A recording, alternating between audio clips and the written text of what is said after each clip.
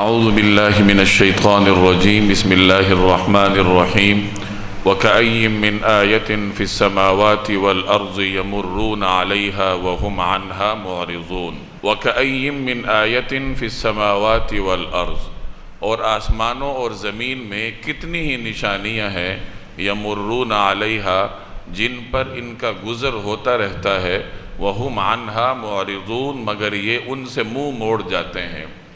یہ سورہ یوسف کا آخری اور 12واں رکوع ہے۔ پچھلے 11 رکوع سیدنا یوسف علیہ السلام کے واقعے پر مشتمل ہیں۔ اس میں حضرت یوسف علیہ السلام کے بچپن سے لے کر ان کے مصر کے بازار میں جانا، عزیز مصر کے گھر میں جانا، پھر جیل جانا، پھر بادشاہ کے دربار میں تشریف لانا، مصر کی بادشاہی ان کے سپرد کیا جانا، پھر بھائیوں سے اور والدین سے ملاقات کا ہونا، یہ تمام مراحل کے بیان پر پچھلے 11 رکوع مشتمل ہیں، جن کا ترجمہ اور مختصر تشریح آپ گزشتہ دروس میں ملاحظہ فرما چکے ہیں۔ اس صورت میں انسانیت کے لیے بے شمار اسباق اور نصیحتیں اللہ تبارک و تعالی نے بیان فرمائی ہیں۔ آیات پر غور کرنے سے مختلف اسباق سمجھ میں آتے ہیں، جیسے کہ آپ دروس کے دوران ان کی طرف توجہ آپ کی میں دلاتا رہا ہوں۔ جب یوسف علیہ السلام نے خواب دیکھا تو خواب سنانے کے لیے وہ اپنے والد ماجد کے پاس حاضر ہوئے۔ ان کے والد حضرت یعقوب علیہ السلام اللہ تبارک و تعالیٰ کے برگزیدہ پیغمبر تھے۔ اس سے ہمیں یہ سبق ملا کہ اگر کسی چھوٹے کو اللہ تبارک و تعالیٰ کوئی کامیابی عطا فرمائے تو پھر اس کا فرض ہے کہ وہ بڑے کے پاس جائے اور اپنی کامیابی سے اس کو مطلع کرے اور اطلاع بھی ادب کے ساتھ دے، جیسے یوسف علیہ السلام نے اپنے والد کو انتہائی ادب کے ساتھ اپنا خواب سنایا تھا، اور والد نے خواب سن کر انہیں جو نصیحت کی تھی حضرت یوسف علیہ السلام نے اس پر عمل فرمایا۔ پھر آگے جا کر جب انہیں بازار مصر میں بیچا گیا اور وہ عزیز مصر کے گھر میں آئے تو انہوں نے ایسی قابل رشک زندگی گزاری کہ عزیز مصر ان کا گرویدہ ہوا۔ پھر جب آگے جا کر زلیخا کی آزمائش سے دوچار ہوئے تو انہوں نے ایسا طرز عمل اپنایا جو ایک پیغمبر کے شایع نشان ہو سکتا ہے، اور اسی طرز عمل میں آنے والی انسانیت کو وہ یہ پیغام دے گئے کہ اگر کوئی آدمی چاروں طرف سے برائی میں گر جائے، برائی کے ماحول میں پھنس جائے، تو اس ماحول سے نکلنے کا طریقہ کار کیا ہو سکتا ہے۔ چنانچہ سب سے پہلے حضرت یوسف علیہ السلام کی زبان سے یہ جملہ نکلا تھا، معاذ اللہ، اللہ کی پناہ۔ جس وقت انہوں نے گناہ کا ماحول دیکھا، بند دروازوں کو دیکھا، زلیخا کے تیور دیکھے، تو سب سے پہلے ان کی نظر اللہ پر گئی۔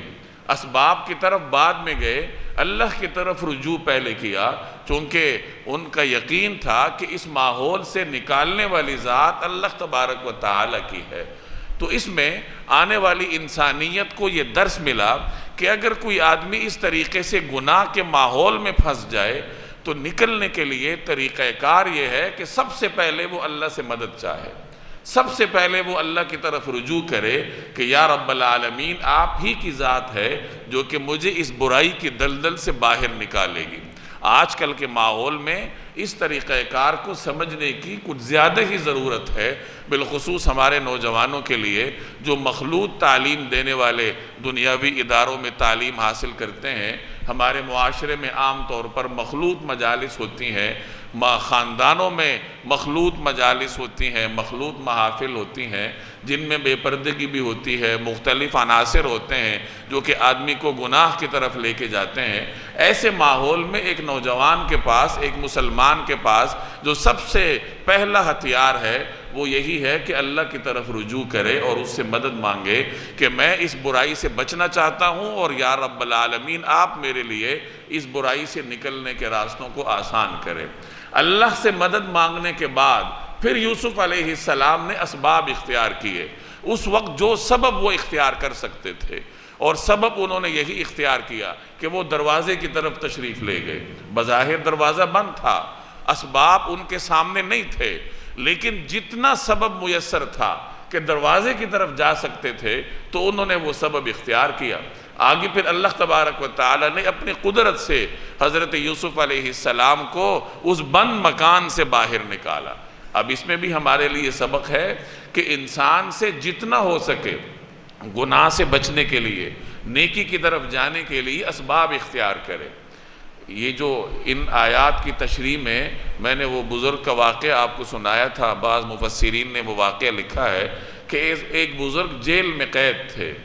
اب جب جمعے کا دن ہوتا تھا، جمعے کی اذان ہوتی تھی، تو جمعے کی اذان کے بعد جمعے کی تیاری کرنا یہ مسلمان پر واجب ہو جاتا ہے۔ جمعے کی تیاری کا مطلب یہ ہے کہ وہ غسل کرے، پاک صاف لباس پہنے اور مسجد کی طرف چلنا شروع کر دے، یہ ایک مسلمان پر واجب ہے۔ اب جب جیل میں جمعے کا وقت ہوتا تھا، اذان ہوتی تھی، تو وہ بزرگ غسل فرماتے تھے، لباس زیب تن کرتے تھے اور دروازوں کی طرف چل پڑتے تھے۔ جب دروازے کے پاس پہنچتے تھے تو دروازہ تو بند ہوتا تھا، قفل لگا ہوتا تھا، تو دروازے کے پاس پہنچ کر پھر وہ اللہ سے دعا کرتے تھے کہ یا اللہ میرے بس میں یہاں تک آنا تھا، یہ سبب میں اختیار کر سکتا تھا اور یہ میں نے اختیار کر لیا، آگے آپ کی مشیت ہے، دروازہ بند ہے، میں باہر نہیں جا سکتا۔ تو اس میں ہمارے لیے سبق ہے کہ جتنا آپ سے ہو سکے اسی قدر برائی سے بچنے کے لیے اور نیکی پر عمل کرنے کی کوشش تو کرنی چاہیے۔ آگے پھر اللہ پر توکل رکھیں، اللہ کے سپرد کر دیں۔ کم از کم آدمی کے پاس یہ کہنے کو تو ہو کہ جتنا سبب میں اختیار کر سکتا تھا، جتنا گناہ سے بچنا میری وسعت میں تھا، اس قدر میں اختیار کر چکا۔ آگے اللہ جل جلالہ پھر انسان کے لیے راستے ہموار کرتے ہیں۔ تو ایک سبق ہمیں یہ ملتا ہے کہ گناہ سے بچنے کا طریقہ کار کیا ہے، کہ پہلے اللہ کی طرف رجوع کرو اور پھر اسباب اختیار کرو، یہ دونوں ضروری ہیں۔ ان میں سے ایک بھی رہ جائے گا تو آپ کا طریقہ کار ناقص رہ جائے گا۔ اسی طریقے سے آگے جا کر جب انہیں جیل میں ڈالا جاتا ہے تو جیل میں ایسی قابل رشک زندگی گزارتے ہیں کہ جیل میں رہنے والا ہر فرد ان کا گرویدہ ہو جاتا ہے، ان کی عقیدت کا اسیر ہو جاتا ہے۔ اور جب قیدی ان کے پاس آتے ہیں، ان سے خواب کی تعبیر پوچھتے ہیں، تو حضرت یوسف علیہ السلام پہلے تو اپنے علم کو اللہ کی طرف منسوب کرتے ہیں، اور یہی عبدیت کا تقاضا ہے، یہی وہ عبدیت ہے جو انبیاء نے ہمیں سکھائی ہے کہ آپ کے پاس جو کچھ ہے وہ آپ کا نہیں ہے، وہ اللہ کا ہے۔ آپ کی جسمانی توانائیاں ہیں، آپ کو اللہ نے مال سے نوازا ہے، اولاد سے نوازا ہے، کاروبار سے نوازا ہے، تو اس میں آپ کا ذاتی کمال نہیں ہے کہ آپ اپنے قوت بازو کی طرف اس کو منسوب کریں کہ میرا مال ہے، میرا گھر ہے، میری اولاد ہے۔ آپ کا کچھ نہیں ہے، جو کچھ ہے وہ اللہ کا ہے۔ یہ عبدیت ہے جو انبیاء نے ہمیں سکھائی ہے۔ چنانچہ حضرت یوسف علیہ السلام اپنے علوم کو اللہ کی طرف منسوب کرتے ہیں کہ ذالکما مما علمنی ربی، کہ یہ جو میرے پاس علم ہے جس کی بنیاد پر میں آپ کو خواب کی تعبیر بتاؤں گا، یہ علم مجھے اللہ نے سکھایا ہے، یعنی یہ علم مجھے اللہ کی جانب سے عطا ہوا ہے۔ اس پورے واقعے میں جگہ جگہ آپ کو نظر آئے گا کہ یوسف علیہ السلام اپنے کمالات کی نسبت اللہ کی طرف کرتے ہیں کہ یہ جو کچھ ہے وہ اللہ کی جانب سے ہے۔ اور جیسے میں نے عرض کیا کہ یہی انبیاء کی شان عبدیت ہے، اور یہی وہ عبدیت ہے، یہی وہ بندگی ہے جو انبیاء نے ہمیں سکھائی ہے کہ انسان اپنی ہر چیز کی نسبت اللہ کی طرف کرے۔ اور جب ان سے خواب کی تعبیر پوچھی گئی تو انہوں نے تعبیر بتانے کے ساتھ ساتھ اس موقع سے فائدہ اٹھایا اور قیدیوں کے سامنے اللہ کا پیغام بھی رکھا، دعوت کا کام بھی رکھا۔ اس میں ہمارے لیے سبق ہے کہ آپ جس وقت جو بھی کام کر رہے ہیں وہ کام آپ کرتے رہیے، لیکن اس کے ساتھ ساتھ جو انسان کا اصل فرض ہے اللہ کا پیغام دوسروں تک پہنچانا، وہ اصل فرض بھی ہمارے پیش نظر رہنا چاہیے۔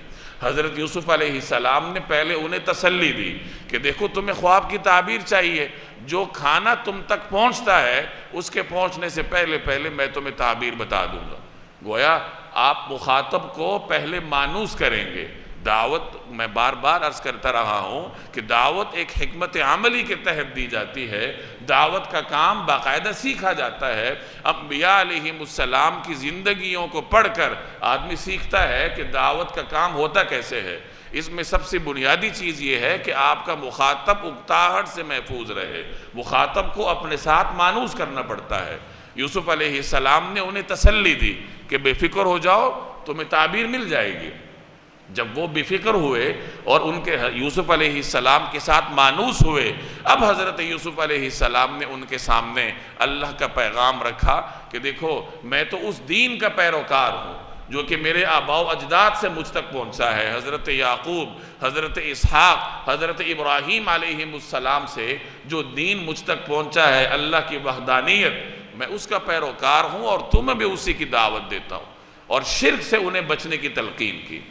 اس میں ہمارے لیے بہت بڑا سبق ہے۔ آپ چاہے اپنے دفتر میں ہوں یا جہاں بھی ہوں، اپنے فرض منصبی کو ادا کرنے کے ساتھ ساتھ اپنے ارد گرد رہنے والوں کی ہدایت کے لیے بھی فکر کرنی چاہیے کہ اللہ تبارک و تعالی میرے آس پاس کے جو لوگ ہیں انہیں ہدایت کے راستے پر گامزن کرے، اور اس کے لیے میں کیا کر سکتا ہوں۔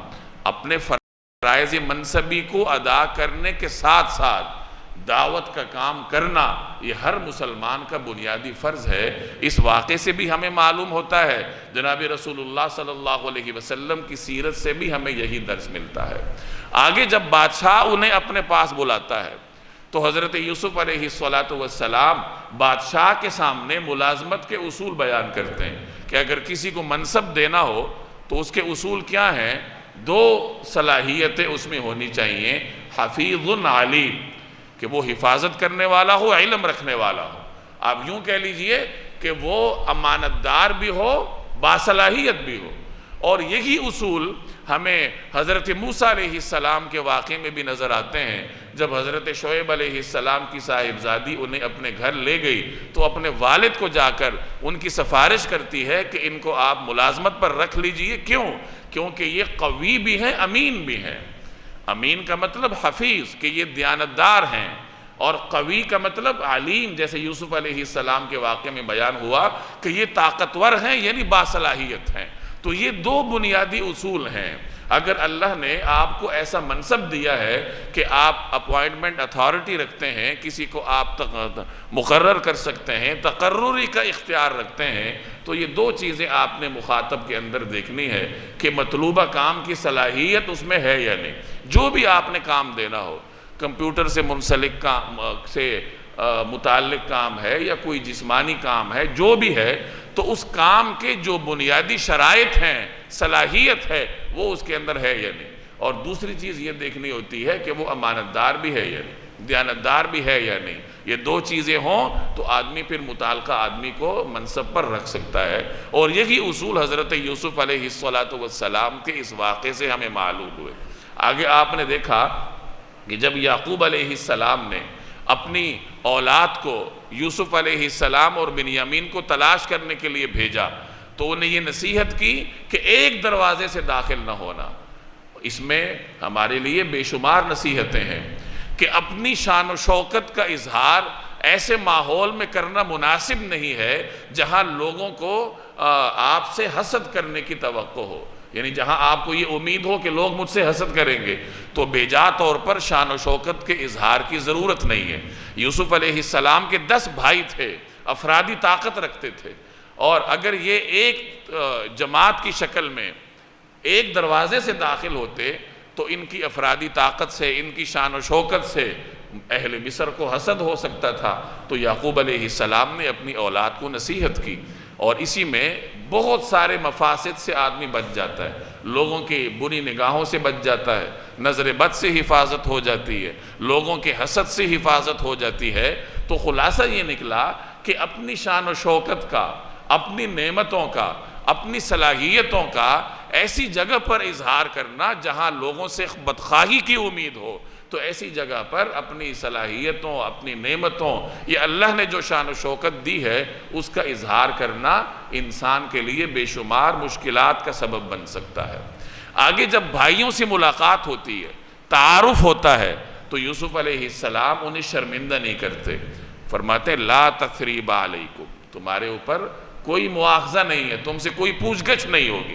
پھر آگے جا کر جب والد سے ملاقات ہوتی ہے تو بجائے اس کے کہ یوسف علیہ السلام اپنے غم کے واقعات سناتے کہ مجھے بھائیوں نے کنویں میں پھینکا تھا، پھر میں مصر میں اس آزمائش کا شکار ہوا، مجھے جیل جانا پڑا، آپ کے فراق میں مجھے تکالیف اٹھانی پڑی، کسی قسم کا غم کا واقعہ سنانے کی بجائے اپنے والد کے سامنے صبر اور شکر کا پیکر نظر آتے ہیں اور ان کے سامنے اللہ کی نعمتوں کا اظہار کرتے ہیں کہ لقد من اللہ علینا، اللہ تبارک و تعالی نے ہم پر احسان کیا، اللہ جل جلالہ کا انعام ہے کہ اس نے مجھے آپ کے ساتھ ملایا اور ہمیں دوبارہ اکٹھا کیا، اور بھائیوں کو شرمندگی سے بچانے کے لیے ان کے جرم کی نسبت شیطان کی طرف کی کہ شیطان نے میرے بھائیوں کو بہکایا تھا، اور اس طریقے سے نزغ الشیطان بینی و بین اخوتی، کہ شیطان نے میرے اور میرے بھائیوں کے درمیان اختلاف ڈالا تھا۔ تو اس سے ہمیں یہ سبق ملتا ہے کہ اگر کوئی آپ کے ساتھ زیادتی کرے، بعد میں وہ نادم ہو جائے، تو آپ کے ظرف کا تقاضا یہ ہونا چاہیے کہ آپ اس کو شرمندہ کرنے کی بجائے اس کے سامنے اچھائی کا اظہار کرے، غم کے واقعات سنانے کی بجائے اب جو اتحاد کے ذریعے انعام آپ کو اللہ نے دیا ہے، خوشی اللہ نے آپ کو دی ہے، اس خوشی کا اس کے سامنے اظہار کرے۔ یہ تمام وہ اسباق ہیں جو کہ اس واقعے سے ہمیں معلوم ہوئے، اسی لیے اللہ تبارک و تعالی نے اس واقعے کو احسن القصص قرار دی کہ یہ بہترین قصہ ہے، قصوں میں سے بہترین قصہ ہے۔ آدمی جب اس میں غور کرے گا تو اس کو بے شمار نصیحتیں اس واقعے میں پنہا نظر آئیں گے۔ تو اس وجہ سے اللہ تبارک و تعالی نے اس کو احسن القصص قرار دیا۔ اللہ جب قرآن کریم میں کوئی واقعہ سناتا ہے تو اس کا مطلب صرف تاریخ سے آگاہی نہیں ہے کہ ہمیں معلومات مل جائیں، ہمیں تاریخ معلوم ہو جائے، بلکہ تاریخ سنانے کا مقصد نصیحت ہے۔ تو جب یہ واقعہ اللہ تبارک و تعالی نے اہل مکہ کو سنایا، ان کے ماحول میں یہ وحی نازل ہوئی، تو صرف واقعہ سنانے پر ہی اکتفا نہ کیا گیا، بلکہ واقعے کے اندر ضمنی طور پر بھی مختلف اسباق دیے گئے۔ اور اب واقعہ سنانے کے بعد آخری رکوع میں قرآن کریم واضح انداز میں اپنے عقائد کا اعلان کر رہا ہے کہ دیکھو یہ واقعہ تمہیں سننے کو ملا ہے، اس واقعے کا نتیجہ یہ ہونا چاہیے کہ تم عقیدہ توحید پر بھی ایمان رکھو، عقیدہ رسالت پر بھی ایمان رکھو، قرآن کریم کی حقانیت کو بھی تسلیم کرو، اور اللہ جل جلالہ کے سامنے جب تمہیں پیش کیا جانا ہے آخرت میں تو اس کا بھی تمہیں اس زندگی میں احساس ہونا چاہیے۔ یہی اسلام کے بنیادی عقائد ہے، اور انہی عقائد کو اللہ تبارک و تعالی نے یہ واقعہ بیان فرمانے کے بعد اب آخر میں اس رکوع میں بیان فرمایا ہے۔ تو یہ اس رکوع کا گزشتہ واقعے کے ساتھ ایک ربط ہے کہ واقعہ سنانے کا جو مقصد ہے وہ مقصد اب اللہ تبارک و تعالی یہاں بیان فرما رہا ہے۔ واقعے کے ذریعے آپ مخاطب کو متوجہ کرتے ہیں اور اس کے بعد اس کے سامنے اپنا مقصد رکھتے ہیں، اپنا مدعا رکھتے ہیں۔ اہل مکہ نے سوال کیا تھا کہ یہ جو بنی اسرائیل تھے یہ مصر کیسے پہنچے؟ تو اللہ نے بنی اسرائیل کی پوری تاریخ سنا دی کہ یہ یوسف علیہ السلام کے زمانے میں اس طریقے سے مصر پہنچے تھے، اور پورے یوسف علیہ السلام کا پورا واقعہ سنایا۔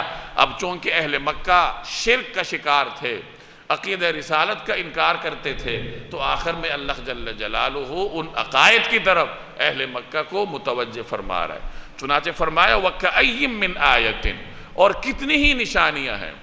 آیت حکم کو بھی کہتے ہیں، آیت سے مراد نشانی بھی ہوتی ہے، آیت سے مراد دلیل بھی ہوتا ہے، آیت سے مراد معجزہ بھی ہوتا ہے، آیت کے مختلف معانی ہیں۔ یہاں آیت سے مراد نشانی ہے۔ وَكَأَيٍّ مِّنْ آیَةٍ، اور کتنی ہی نشانیاں ہیں، فِي السَّمَاوَاتِ وَالْأَرْضِ، آسمانوں اور زمین میں، يَمُرُّونَ عَلَيْهَا، جن پر ان کا گزر ہوتا رہتا ہے، وَهُمْ عَنْهَا مُعْرِضُونَ، مگر یہ ان سے منہ موڑ جاتے ہیں۔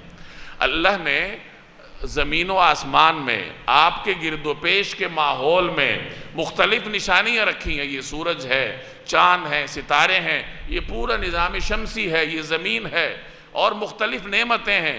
انسان کے اپنے جسم کا ایک ایک عضو ہے، حیوانات ہیں، نباتات ہیں، چرند ہیں، پرند ہیں، یہ تمام اللہ جل جلالہ کے موجود ہونے کی نشانیاں ہیں۔ اب گرد و پیش میں بہت ساری چیزیں ہیں، ان چیزوں کو دیکھنے کے دو انداز ہیں۔ ایک انداز تو حیوانات کا ہے جن میں شعور نہیں ہے کہ وہ ان چیزوں کو دیکھتے ہیں، ان سے کوئی سبق حاصل نہیں کرتے، ان میں کوئی نشانی تلاش نہیں کرتے، ان سے فائدہ اٹھاتے ہیں اور آگے چل پڑتے ہیں۔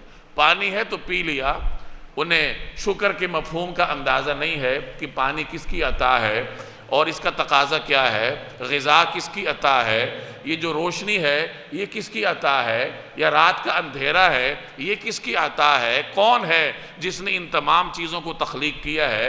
تو حیوان اپنے نقطہ نظر سے ان تمام چیزوں کو دیکھتا ہے، وہ ان میں غور و فکر نہیں کرتا، ان سے فائدہ اٹھاتا ہے اور آگے چل دیتا ہے۔ اور دوسرا طرز عمل انسان کا ہے کہ وہ اپنے ماحول کے گرد و پیش میں موجود چیزوں سے فائدہ بھی اٹھاتا ہے اور غور و فکر بھی کرتا ہے کہ یہ سورج ہے، یہ مجھے فائدہ دے رہا ہے، کوئی تو اس کا خالق ہوگا، یہ چاند ستارے ہیں، کوئی تو ان کا خالق ہوگا، یہ زمین و آسمان، سورج اور چاند کا جو ڈسپلن ہے، نظام ہے کہ مقررہ وقت پر دن آتا ہے، مقررہ وقت پر رات آتی ہے، نہ دن ایک لمحے کی تاخیر کرتا ہے، نہ رات ایک لمحے کی تاخیر کرتی ہے، آخر کوئی تو اس نظام کے چلانے والا ہوگا۔ نظام خود سے تو نہیں چلتے۔ ایک چھوٹا سا نظام آپ کے گھر کا ہو، آپ کے چھوٹے سے ادارے کا ہو، خود سے نہیں چلتا، آپ کو چلانا پڑتا ہے، نگرانی کرنی پڑتی ہے۔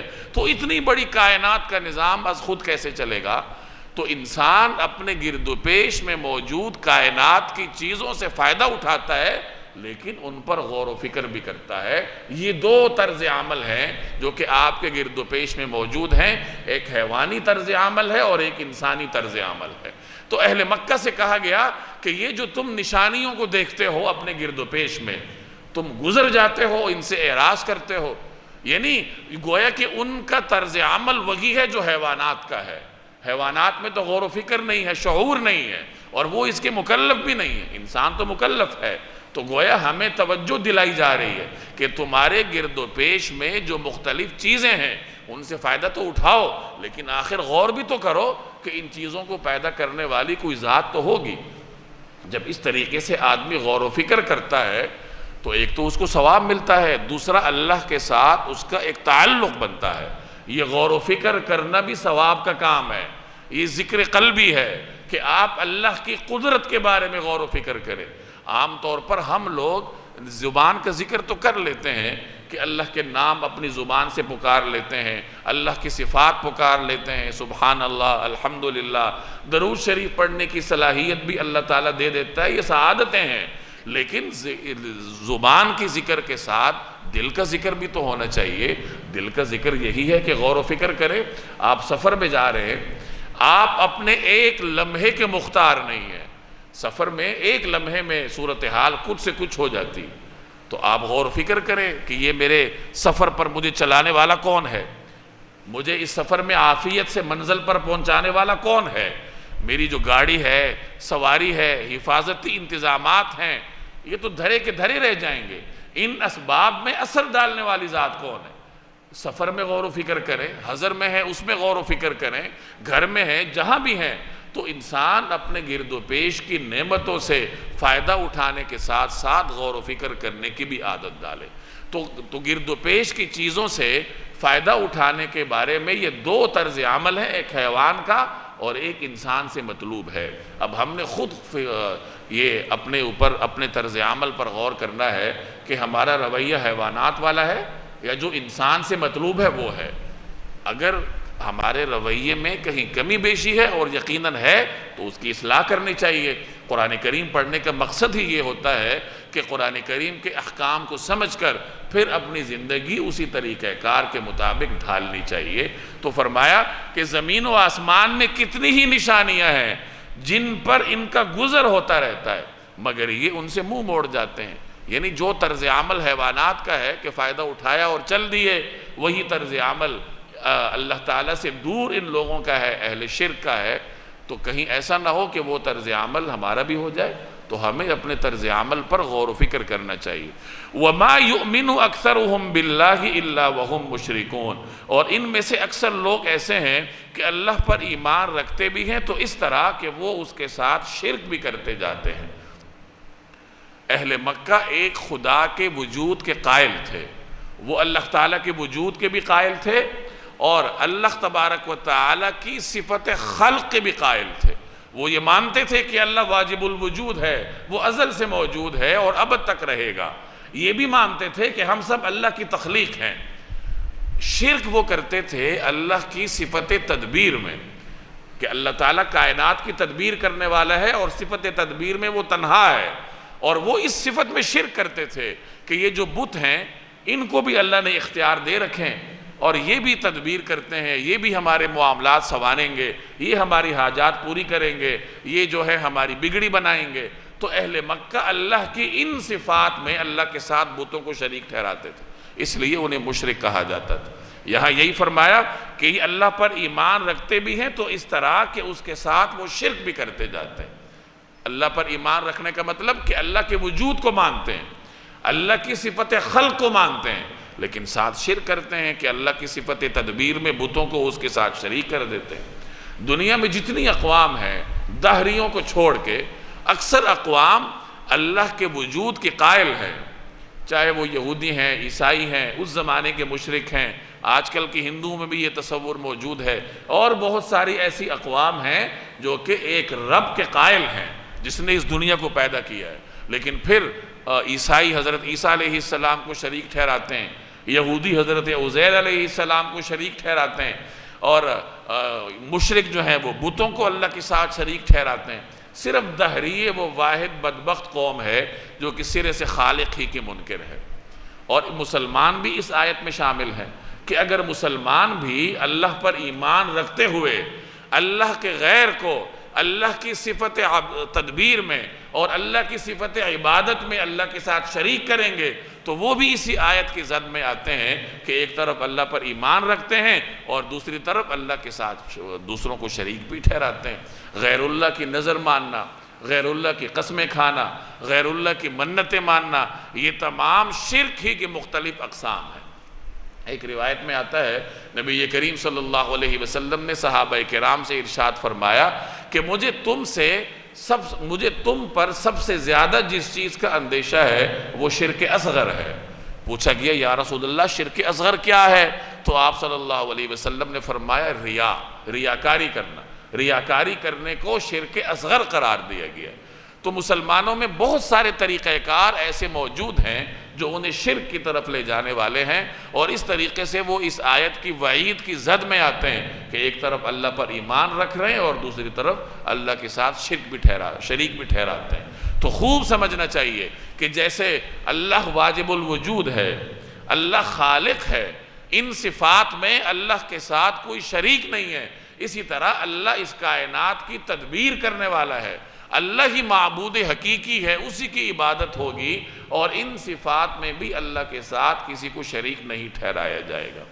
أَفَأَمِنُوا أَن تَأْتِيَهُمْ غَاشِيَةٌ مِّنْ عَذَابِ اللَّهِ، بھلا کیا ان لوگوں کو اس بات کا ذرا ڈر نہیں ہے کہ اللہ کے عذاب کی کوئی بلا آ کر ان کو لپیٹ لے؟ أَوْ تَأْتِيَهُمُ السَّاعَةُ بَغْتَةً، یا ان پر قیامت اچانک ٹوٹ پڑے، وَهُمْ لَا يَشْعُرُونَ، اور انہیں پہلے سے احساس بھی نہ ہو۔ یعنی کیا یہ لوگ اللہ کی خفیہ تدبیر سے مامون ہو گئے ہیں؟ انہیں اس بات کا خوف نہیں ہے کہ آج اگر یہ سہولت والی زندگی گزار رہے ہیں تو ایک لمحے میں اللہ تعالیٰ ماحول بدل دے گا، اچانک عذاب آپ پکڑے گا، اللہ کی جانب سے زمین کو حکم ہوگا کہ ہلو، زمین ہلے گی، ہر چیز ملیمیٹ ہو جائے گی۔ اللہ کی جانب سے اگر بارش کو برسنے کا حکم ہوا اور اس نے طوفان کا رخ دھار لیا تو انسان ایک لمحے میں کہیں سے کہیں چلا جائے گا۔ تو یہ کیوں اپنی عیاشیوں میں مست ہیں اور انہیں اللہ تبارک و تعالیٰ کے عذاب سے ڈر کیوں نہیں لگتا؟ تو اسی کی طرف اللہ تعالیٰ متوجہ فرما رہا ہے کہ ان کو ذرا بھی ڈر نہیں ہے کہ اللہ کا عذاب ان کو لپیٹ میں لے لے یا قیامت ان پر اچانک ٹوٹ پڑے۔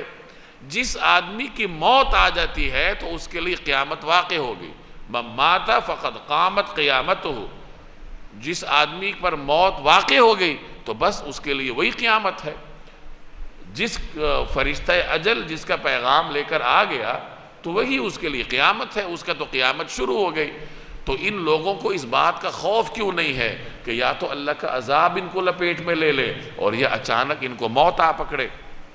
قل آپ کہہ دیجئے ہذہ سبیلی، یہ میرا راستہ ہے، ادعو الی اللہ، میں اللہ کی طرف بلاتا ہوں، علی بصیرۃ، پوری بصیرت کے ساتھ، انا، میں بھی، ومن اتبعنی، اور وہ بھی جنہوں نے میری پیروی کی ہے۔ اے پیغمبر آپ فرما دیجئے کہ یہ میرا راستہ ہے، میں بھی پوری بصیرت کے ساتھ اللہ کی طرف بلاتا ہوں، اور جنہوں نے میری پیروی کی ہے وہ بھی۔ اس میں جناب رسول اللہ صلی اللہ علیہ وسلم اپنی حکمت عملی بیان فرما رہے ہیں کہ دیکھو میں تمہیں اللہ کی طرف بلاتا ہوں اور پوری بصیرت کے ساتھ بلا رہا ہوں۔ بصارت کا مطلب ظاہری نگاہ ہے، اور بصیرت کا مطلب دل کی نگاہ ہے، یعنی پوری بصیرت کے ساتھ، پوری دلیل کے ساتھ اللہ کی طرف بلانا، یہ جناب رسول اللہ صلی اللہ علیہ وسلم کا طرز عمل ہے، اور آپ نے اس طرز عمل میں اپنے ساتھ اپنے پیروکاروں کو بھی شریک کیا۔ پیروکاروں میں سب سے اولین درجہ صحابہ کرام کا ہے، جنہوں نے رسول اللہ صلی اللہ علیہ وسلم کی زیارت کی، آپ کی تعلیمات کو براہ راست سنا، براہ راست مشاہدہ کیا، اور پھر آگے امت کے لیے اس کو محفوظ کر کے امت کی طرف اس کو منتقل کیا۔ تو پیروکاروں میں اولین وہ ہیں، اور بعد میں جو لوگ جناب رسول اللہ صلی اللہ علیہ وسلم کی دعوت کا پیغام لے کر آگے لوگوں کی طرف جاتے ہیں، دعوت کا کام کرتے ہیں، تو وہ سب اس آیت میں شامل ہیں کہ وہ بصیرت کے ساتھ جناب نبی کریم صلی اللہ علیہ وسلم کا پیغام لے کر انسانیت تک پہنچاتے ہیں۔ اس سے یہ معلوم ہوا کہ نبی کریم صلی اللہ علیہ وسلم کے پیغام کو سمجھنا چاہیے، اور پوری بصیرت کے ساتھ پھر اس کو آگے پھیلانا چاہیے۔ یہ اس منہج کا ایک حصہ ہے جو میں عرض کرتا رہتا ہوں کہ دعوت ایک مخصوص منہج کے تحت ہوتی ہے۔ دعوت کے کام کو سمجھنا پڑتا ہے، سیکھنا پڑتا ہے، اس کے مختلف مدارج ہوتے ہیں۔ ابتدا میں آپ کسی کو بالکل سادہ انداز سے دین کی طرف بلاتے ہیں، آہستہ آہستہ پھر آپ ترقی کرتے ہیں، آپ کا مطالعہ بڑھتا ہے، آپ قرآن کریم کا مطالعہ کرتے ہیں، نبی کریم صلی اللہ علیہ وسلم کی سیرت کو سمجھتے ہیں، احادیث کا مطالعہ کرتے ہیں، دین کے مختلف دلائل علماء سے سیکھتے ہیں، اور ان دلائل کی روشنی میں پھر آپ تعلیم یافتہ طبقے سے مخاطب ہوتے ہیں، اللہ کی وحدانیت سمجھاتے ہیں، لوگوں کو الحاد سے بچانے کی کوشش کرتے ہیں، اللہ کی وحدانیت پر آپ کے پاس دلائل ہوتے ہیں، عقیدہ رسالت پر، ختم نبوت پر آپ کے پاس دلائل ہوتے ہیں، تو دلیل کے ساتھ، پورے شرح صدر کے ساتھ آپ انسانیت کے سامنے جناب رسول اللہ صلی اللہ علیہ وسلم کا دین پیش کرتے ہیں۔ تو یہ دعوت کا وہ منہج ہے جو قرآن کریم سے اور جناب رسول اللہ صلی اللہ علیہ وسلم کی سیرت سے ہمیں سمجھ میں آتا ہے۔ تو حضور صلی اللہ علیہ وسلم کی زبانی یہی کہلوایا گیا کہ آپ اس ماحول میں اعلان کر دیجئے کہ دیکھو میرا تو یہی راستہ ہے۔ کون سا راستہ ہے؟ کہ میں تو اللہ کی دعوت دیتا ہوں، اللہ کا پیغام تمہیں سناتا ہوں، اور پوری بصیرت کے ساتھ تمہیں سناتا ہوں، میں بھی سنا رہا ہوں، اور میرے جو پیروکار ہیں وہ بھی اسی طرز عمل کو اپناتے ہیں کہ پوری بصیرت کے ساتھ وہ اللہ تبارک و تعالیٰ کے پیغام کو لے کر آگے چلتے ہیں۔ وَسُبْحَانَ اللَّهِ، اور اللہ پاک ہے، وَمَا أَنَا مِنَ الْمُشْرِكِينَ، اور میں ان لوگوں میں سے نہیں ہوں جو اللہ کے ساتھ کسی کو شریک ٹھہراتے ہیں۔ پیچھے ذکر ہوا کہ ایک طرف ایمان لاتے ہیں اور دوسری طرف شرک بھی کرتے ہیں، تو یہاں برات کا اعلان کیا گیا کہ دیکھو میں ان لوگوں میں سے نہیں ہوں جو اللہ کے ساتھ کسی کو شریک ٹھہراتے ہیں، اور جو متبعین ہیں، مسلمان امت ہے، جو رسول اللہ صلی اللہ علیہ وسلم کا صحیح معنی میں پیروکار ہے، وہ اللہ کے ساتھ کسی کو شریک نہیں ٹھہراتا۔ یہ عقیدہ توحید مختلف طریقوں سے اللہ تبارک و تعالی ان آیات میں ہمیں سمجھا رہا ہے۔ وَمَا أَرْسَلْنَا مِن قَبْلِكَ إِلَّا رِجَالًا نُوحِي إِلَيْهِمْ مِنْ أَهْلِ الْقُرَى وَمَا أَرْسَلْنَا مِن قَبْلِكَ، اور ہم نے آپ سے پہلے نہیں بھیجا، إِلَّا مگر رِجَالًا کچھ لوگ، کچھ مرد، نُوحِي إِلَيْهِمْ جن کی طرف ہم وحی بھیجتے ہیں، مِنْ أَهْلِ الْقُرَى اہل قرآ میں سے، بستی والوں میں سے، اور ہم نے آپ سے پہلے جو رسول بھیجے وہ سب مختلف بستیوں میں بسنے والے انسان ہی تھے جن پر ہم وحی بھیجتے تھے۔ اب اس آیت میں عقیدہ رسالت کا بیان ہے کہ اللہ تبارک و تعالی نے انسانیت میں سے ہی کچھ برگزیدہ بندوں کا انتخاب کر کے ان کے سر پر نبوت کا تاج رکھا ہے۔ اہل مکہ کو یہ اعتراض تھا کہ پیغمبر ایسا کیوں ہے جو ہم ہی میں سے ہے، ہمارے ماحول میں ولادت ہوئی، ہمارے ماحول میں ان کی پرورش ہوئی، اور اب اچانک ہمیں ایک دین کی طرف بلا رہے ہیں کہ میں تمہاری طرف اللہ کا بھیجا ہوا ہوں، ایسا کیوں نہیں ہوا کہ اللہ کی جانب سے کوئی فرشتہ آ کے ہمیں بلاتا، فرشتہ آتا اللہ کی جانب سے، یا کوئی ایسی مخلوق آتی جو کہ ہماری عقل سے ماورا ہوتی، اور وہ آ کر ہمیں اللہ کا پیغام بتاتی کہ ہم اللہ کی طرف سے بھیجے گئے ہیں، تو ہم اس کو تسلیم کرتے۔ اور یہی اعتراض گزشتہ امتوں کو بھی رہا ہے کہ یہ پیغمبر ہمارے ماحول کا حصہ کیوں ہے، یہ کوئی فرشتہ کیوں نہیں ہے، یا یہ کوئی ماورا مخلوق میں سے کیوں نہیں ہے، ہمارے ماحول میں سے ایک شخصیت کا انتخاب کر کے اللہ نے اس کے سر پر نبوت کا تاج کیوں سجایا۔ یہ منکرین کے لیے سمجھنا مشکل تھا۔ قرآن کریم اسی کی وضاحت کرتا ہے، یہاں بھی اللہ تعالیٰ اسی کو بیان کر رہا ہے کہ اللہ تبارک و تعالیٰ نے انہی بستیوں والوں میں سے، انہی اہل قرآن میں سے کچھ برگزیدہ بندوں کو منتخب کر کے ان کے سر پر رسالت اور نبوت کا تاج سجایا، اور وہ اللہ کے حکم سے اس کا پیغام لوگوں تک پہنچاتے ہیں۔ اللہ تعالیٰ ان کی طرف وحی کرتا ہے، یعنی وہ اللہ اور اس کے بندوں کے درمیان ایک قسم کا واسطہ ہوتے ہیں کہ اللہ سے احکامات وصول کرتے ہیں اور اس کے بندوں تک احکامات کو پہنچاتے ہیں۔ اس سے معلوم ہوا کہ ایک تو پیغمبر انہی انسانوں میں سے برگزیدہ ترین شخصیات ہیں، دوسرا یہ معلوم ہوا کہ پیغمبر اللہ نے مردوں میں سے بھیجے ہیں، خواتین کو اللہ نے اس منصب کے لیے منتخب نہیں فرمایا، اور اس کی وجہ خواتین کی خلقت ہے۔ اللہ تبارک و تعالیٰ نے ان کی نوعیت اس طرح پیدا کی ہے، ان کو اس نوعیت پر پیدا کیا ہے کہ نبوت اور رسالت کے فرائض انجام دینا یہ ان کے لیے مشکل ہے۔ مرد اور عورت تخلیق کے اعتبار سے تو برابر ہیں کہ اللہ تبارک و تعالیٰ کے بندے ہیں، مرد بھی اللہ کا بندہ ہے، عورت بھی اللہ کی بندی ہے، دونوں اپنے اپنے دائرے میں اللہ کی اطاعت کرنے کے پابند ہیں، تو نوعیت کے اعتبار سے تو برابر ہے، فرائض مختلف ہیں، فطرتیں مختلف ہیں، صلاحیتیں مختلف ہیں، اور اپنی اپنی صلاحیتوں کی بنیاد پر اللہ تبارک و تعالیٰ انہیں احکامات دیتا ہے۔ مردوں میں اللہ نے الگ صلاحیت رکھی ہے، تو مردوں کو پابند کیا گیا کہ تم نے جہاد کرنا ہے، عورتوں کو جہاد کا مکلف نہیں بنایا گیا۔ مرد کو پابند کیا گیا کہ تم کما کر لاؤ گے، گھر کے لیے کمانا مرد کی ذمہ داری ہے، عورت کو پابند نہیں کیا گیا۔ عورت کی الگ ذمہ داریاں ہیں کہ وہ خاوند کی خدمت کرے گی، اور گھر کا جو نظام ہے وہ اس کے ذمہ ہوگا۔ تو اس طریقے سے اللہ تبارک و تعالی نے صلاحیتوں کے اعتبار سے مرد اور عورتوں کی اپنی اپنی ذمہ داریاں مقرر کی ہیں۔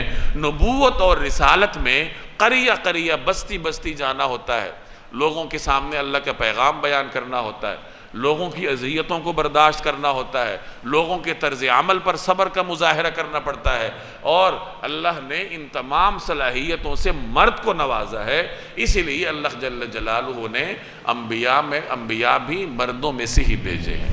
کچھ حضرات کا یہ نقطہ نظر رہا ہے کہ حضرت مریم پیغمبر تھیں یا انہیں نبوت کا منصب حاصل تھا، حضرت موسیٰ علیہ السلام کی والدہ ماجدہ کو بھی نبوت کا منصب حاصل تھا۔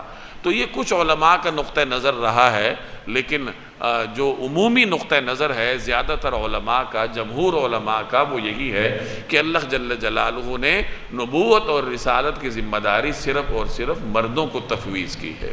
خواتین کو اللہ نے صدیقیت کے منصب تک پہنچایا ہے، جیسے حضرت مریم کی والدہ ماجدہ کے بارے، حضرت عیسیٰ کی والدہ کے بارے میں، حضرت مریم کے بارے میں آتا ہے کہ وَأُمُّهُ صدیقہ، یعنی حضرت عیسیٰ کی والدہ صدیقہ ہے، حضرت عیسیٰ کی والدہ حضرت مریم۔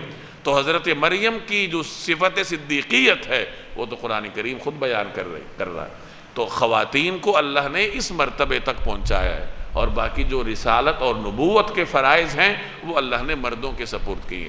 تو اہل مکہ کو چونکہ ان باتوں پہ اعتراض تھا کہ یہ پیغمبر ہمارے ہی ماحول میں سے کیوں ہیں، تو اس کا جواب اللہ نے یہاں دیا کہ یہ تو اللہ کی سنت رہی ہے کہ جتنے گزشتہ انبیاء آئے ہیں وہ اسی ماحول میں پیدا ہوئے، اسی ماحول میں انہوں نے انتہائی برگزیدہ قابل رشک زندگی گزاری، اللہ کے انتہائی چنیدہ اور برگزیدہ شخصیات تھیں، ان کے سر پہ اللہ تبارک و تعالیٰ نے نبوت کا تاج سجایا۔ یہ اللہ کی قدیم سنت ہے جو جناب رسول اللہ صلی اللہ علیہ وسلم تک آئی، اور اللہ نے رسول اللہ صلی اللہ علیہ وسلم پر اپنے اس سنت کا اختتام فرمایا، اس کی تکمیل فرمائی۔ اب آگے نبوت منتقل نہیں ہوگی، نبی کریم صلی اللہ علیہ وسلم اللہ کے آخری پیغمبر ہیں۔ تو اس آیت میں اللہ نے اہل مکہ کو عقیدہ رسالت سمجھایا۔ افلم یسیروا فی الارض، کیا یہ زمین میں چلتے پھرتے نہیں؟ فینظروا، کہ دیکھیں، کیف کان عاقبۃ الذین من قبلہم، کہ ان کی عاقبت، ان کا انجام کیا رہا جو ان سے پہلے لوگ گزرے تھے۔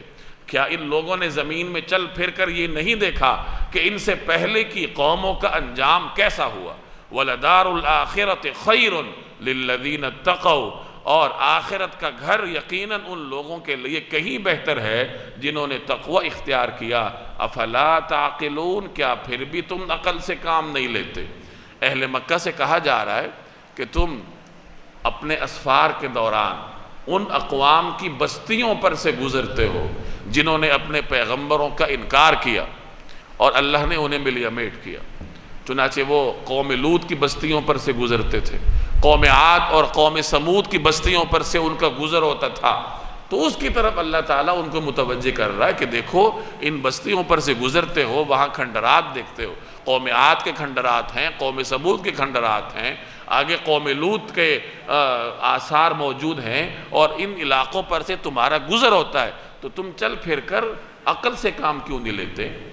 اس سے معلوم ہوا کہ سفر انسان کے لیے باعث عبرت ہونا چاہیے، کہ جب آدمی سفر پر نکلتا ہے تو سفر کو عیاشیوں میں گزارنے کی بجائے، خرمستیوں میں گزارنے کی بجائے اس کو اپنے لیے باعث عبرت سمجھنا چاہیے، کہ جہاں سے انسان گزر رہا ہے اپنے گرد و پیش میں دیکھے، اللہ کی نشانیوں میں غور کرے، شکر کرنے والی چیزوں پر شکر کرے، عبرت کرنے والی چیزوں سے عبرت حاصل کرے۔ اس طریقے سے اس کا جو سفر ہے وہ اس کے لیے وسیلہ ظفر بنے گا، اس کے لیے کامیابی کی علامت بنے گا۔ اہل مکہ سفر کرتے تھے، دوسرے ممالک میں جاتے تھے، تباہ شدہ بستیوں کے کھنڈرات پر سے گزرتے تھے، لیکن عبرت حاصل نہیں کرتے تھے، ان کی تاریخ پر غور نہیں کرتے تھے کہ آج یہ ان کھنڈرات تک کیسے پہنچے۔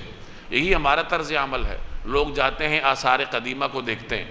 یہاں پاکستان میں کتنے آثار قدیمہ ہیں، لوگ وہاں جاتے ہیں تفریح کے لیے، جانا چاہیے، لیکن طرز عمل مختلف ہونا چاہیے، کہ ان اقوام کی تاریخ پر غور کرنا چاہیے کہ کیا انہوں نے اللہ کی اطاعت کی تھی یا اللہ کا انکار کیا تھا۔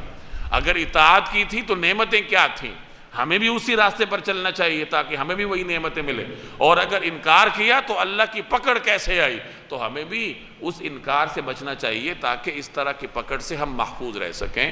تو اہل مکہ کو عقیدہ رسالت سمجھانے کے لیے اللہ تعالیٰ فرما رہا ہے کہ تم زمین میں سفر کرتے ہو، چلتے پھرتے ہو، ذرا غور کرو کہ ان تباہ شدہ بستی کے لوگوں نے اپنے اپنے پیغمبروں کو کیسے جھٹلایا، اور اللہ نے پھر ان کا کیا حال کیا۔ اگر تم بھی پیغمبر کو جھٹلاؤ گے تو تمہارا بھی یہی حال ہوگا۔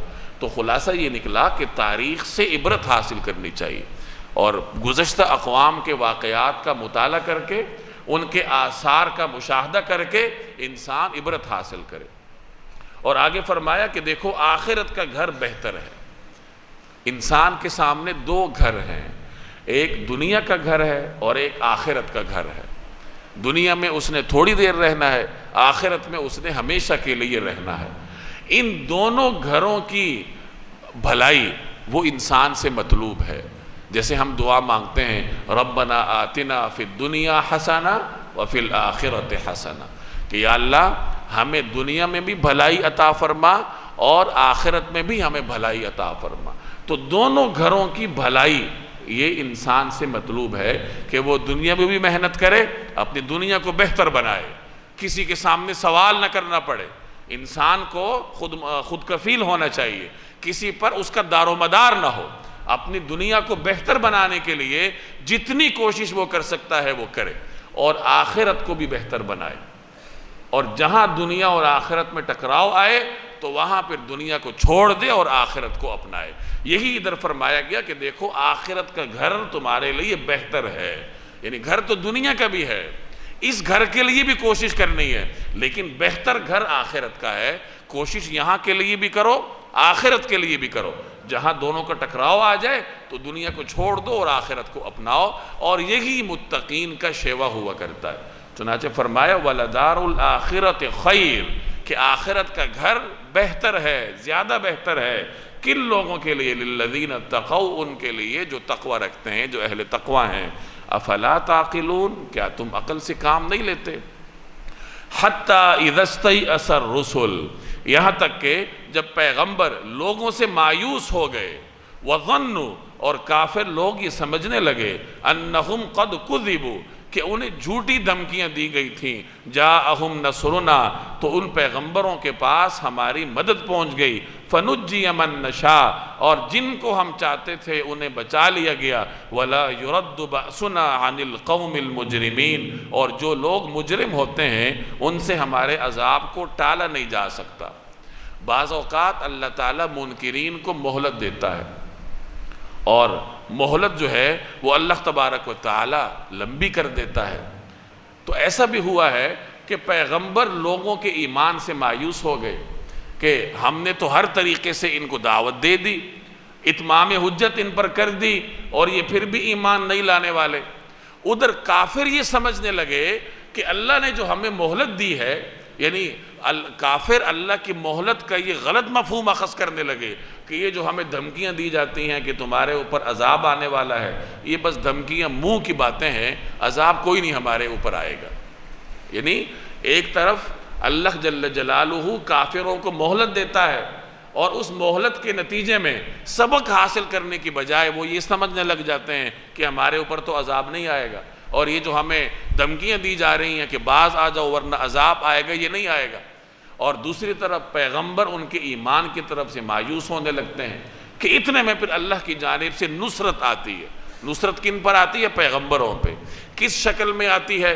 کہ کافروں پر عذاب آ جاتا ہے۔ وہ جو سمجھتے تھے کہ یہ جو وعیدیں ہیں یہ تو بس ویسی ہی ہیں، تو اللہ تعالیٰ ان کو سچ کر دکھاتا ہے، عذاب نازل ہوتا ہے، اور جو کافر ہیں انہیں اللہ تعالیٰ ملیمیٹ کر دیتا ہے، اہل ایمان کو اللہ بچا لیتا ہے۔ تو اسی کا ذکر ہے یہاں کہ جب پیغمبر لوگوں سے مایوس ہو گئے، یعنی جب قوموں پر عذاب آنے میں دیر ہوئی، قوموں کو زندگی طویل ملی، اور اس طویل زندگی کو وہ انکار ہی میں خرچ کرنے لگے، تو پیغمبر مایوس ہونے لگے کہ پتہ نہیں یہ ایمان لائیں گے یا نہیں۔ وَظَنُّوا، اور کافر لوگ یہ سمجھنے لگے، أَنَّهُمْ قَدْ كُذِبُوا، کہ انہیں جھوٹی دھمکیاں دی گئی تھیں کہ اگر عذاب آنا تھا تو آ چکا ہوتا، ہم تو بڑے کر و فر میں ہیں، حشم خدم میں زندگی گزار رہے ہیں، ہمارے بڑے بڑے کاروبار ہیں، اور ہماری سرداری بھی اپنی جگہ پر برقرار ہے، تو کہاں گیا وہ عذاب؟ اب یہ ماحول ہوتا ہے، اتنے میں اچانک کیا ہوتا ہے؟ جاءہم نصرنا، تو ان پیغمبروں کے پاس ہماری مدد پہنچ گئی۔ یعنی جو ان کی زبانی اللہ نے عذاب کی وعیدیں سنائی تھیں، وہ وعیدیں اللہ سچ کر دکھاتا ہے اور کافروں پہ عذاب آ جاتا ہے۔ فنجی من نشاء، اور جن کو ہم چاہتے تھے انہیں بچا لیا گیا، اور جو مجرم ہوتے ہیں ان سے عذاب کو ٹالا نہیں جا سکتا۔ اب یہاں ایک اعتبار سے عقیدہ آخرت کا بیان ہے کہ دیکھو تمہارا ایک مقررہ وقت ہے، اس وقت سے پہلے دین حق کو قبول کر لو، ورنہ اللہ کے عذاب کو تم ٹال نہیں سکتے۔ تمہاری دولت، تمہاری طاقت، تمہارا اقتدار، تمہارا اختیار تمہیں اللہ کی پکڑ سے ذرا بھی نہیں بچا سکتا، اور پھر تم نے اللہ کے سامنے پیش ہونا ہے اور اپنے ایک ایک کیے کا تمہیں جواب دینا پڑے گا۔ تو اس طرح اللہ جل جلالہ اس آیت کے ضمن میں عقیدہ آخرت کی وضاحت فرما رہے ہیں۔ لَقَدْ كَانَ فِي قَصَصِهِمْ عِبْرَةٌ لِأُولِي الْأَلْبَابِ، یقیناً ان کے واقعات میں عقل و ہوش رکھنے والوں کے لیے بڑا عبرت کا سامان ہے۔ مَا كَانَ حَدِيثًا يُفْتَرَى، یہ کوئی ایسی بات نہیں ہے جو جھوٹ موٹ گھڑ لی گئی ہو، وَلَكِن تَصْدِيقَ الَّذِي بَيْنَ يَدَيْهِ، بلکہ اس سے پہلے جو کتابیں آ چکی ہیں ان کی تصدیق ہے، وَتَفْصِيلَ كُلِّ شَيْءٍ، اور ہر بات کی وضاحت، وَهُدًى، اور ہدایت ہے، وَرَحْمَةً، اور رحمت ہے، لِقَوْمٍ يُؤْمِنُونَ، ان لوگوں کے لیے جو ایمان لاتے ہیں، اور جو لوگ ایمان لائیں ان کے لیے ہدایت اور رحمت کا سامان۔ اب اس آیت میں قرآن کریم کی حقانیت کا بیان کہ یہ جو قرآن کریم کے واقعات ہیں یہ صرف معلومات میں اضافے کے لیے نہیں ہے بلکہ یہ عبرت کے لیے ہیں، اس میں ہمارے لیے سمجھنے کا بڑا سامان ہے۔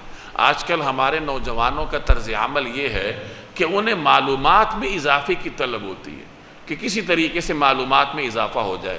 اچھی بات ہے، معلومات میں اضافہ ہونا چاہیے، لیکن ان معلومات کا کوئی مصرف بھی ہونا چاہیے کہ ان معلومات پر انسان عمل بھی کرنا شروع کرے۔ تو یہ جو تاریخ ہے یا معلومات ہیں، یہ صرف برائے معلومات نہ ہوں بلکہ ان سے عبرت حاصل کی جائے۔ اور عبرت کون حاصل کرتے ہیں؟ عقل رکھنے والے، ہوش رکھنے والے۔ گویا کہ جو لوگ اللہ کی نشانیوں پر غور کر کے عبرت حاصل کرتے ہیں، تاریخ سے عبرت حاصل کرتے ہیں، حقیقی عقل مند وہ ہیں۔ عقل مند وہ نہیں ہے جو معلومات جمع کرے، عقل مند وہ ہے جو معلومات سے عبرت حاصل کرے۔ تو یہی فرمایا کہ یہ جو ہم ان کے واقعات سنا رہے ہیں گزشتہ اقوام کے، اس میں عقل رکھنے والوں کے لیے عبرت کا سامان ہے۔ آگے قرآن کریم کے بارے میں فرمایا کہ یہ قرآن کریم کوئی ایسی کتاب نہیں ہے جو جھوٹ موٹ گھڑ لی گئی ہے، بلکہ اللہ کی جانب سے ہے، اور اس میں کئی صفات ہیں۔ اس کی ایک صفت تو یہ ہے کہ یہ گزشتہ تمام اقوام کی، گزشتہ تمام کتابوں کی تصدیق کرتی ہے۔ انجیل کی تصدیق کرتی ہے، تورات کی تصدیق کرتی ہے، زبور اور جو انبیاء پر صحائف نازل ہوئے ہیں، قرآن کریم ان سب کی تصدیق کرتا ہے۔ اور پھر ہر چیز کی تفصیل اس میں موجود ہے۔ ہر چیز کا یہ مطلب نہیں ہے کہ دنیا کی ہر چیز کی تفصیل اللہ نے اس میں بیان کی، مطلب یہ ہے کہ جو چیز انسان کی ہدایت کے لیے ضروری ہے، جو دینی اعتبار سے انسان کے لیے ضروری ہے، شریعت کے احکامات ہیں، زندگی گزارنے کا طریقہ ہے، جو انسان کی بنیادی ضروریات ہیں، ان کی تفصیلات اللہ تبارک و تعالی نے قرآن کریم میں بیان فرمائی ہے، اور ان کی وضاحت جناب رسول اللہ صلی اللہ علیہ وسلم نے اپنے فرامین اور اپنی حیات طیبہ کے ذریعے فرمائی ہے۔ تو قرآن کریم کی دوسری صفت یہ ہے کہ اس میں انسان کے لیے ضروری تمام چیزوں کا بیان موجود ہے۔ اور تیسری صفت یہ ہدایت ہے۔ ہدایت کن کے لیے ہے؟ یہ شروع میں فرمایا لا ریب فیہ ھدی للمتقین، ہدایت ہے کن کے لیے؟ متقین کے لیے۔ اور یہاں فرمایا ہدایت ہے ایمان والوں کے لیے، یعنی ایمان والے اس میں غور کریں گے، متقین اس میں غور کریں گے، اور غور کرنے کے بعد پھر اس میں سے ہدایت کو اخذ کریں گے۔ اگر ہمیں قرآن کریم سے ہدایت نہیں ملتی تو اس کی وجہ یہ ہے کہ ہم ہدایت کے طالب نہیں ہیں۔ آپ ایک ٹوٹی میں زمزم کا پانی ڈال دیں، ٹوٹی چلا دیں، نیچے برتن الٹا رکھ دیں، تو زمزم کا پانی جتنا بھی مقدس ہوگا برتن کے اندر نہیں جائے گا، برتن آپ کو سیدھا رکھنا پڑے گا۔ اسی طریقے سے جب قرآن کریم کا مطالعہ ہوگا، قرآن کریم کی تلاوت ہوگی، تو دل کے برتن کو کھلا رکھنا پڑے گا۔ ہدایت کے طالب کی حیثیت سے قرآن کریم کا مطالعہ کرنا پڑے گا، پھر قرآن کریم باعث ہدایت ہوتا ہے۔ اور آگے فرمایا کہ یہ باعث رحمت بھی ہے، یعنی اللہ کی رحمتیں نازل ہوتی ہیں اس شخص کے لیے جو کہ قرآن کریم کا مطالعہ کرتا ہے، اس کی تلاوت کرتا ہے، اس کو وقت دیتا ہے اور اس کے حقوق پورے کرنے کی کوشش کرتا ہے۔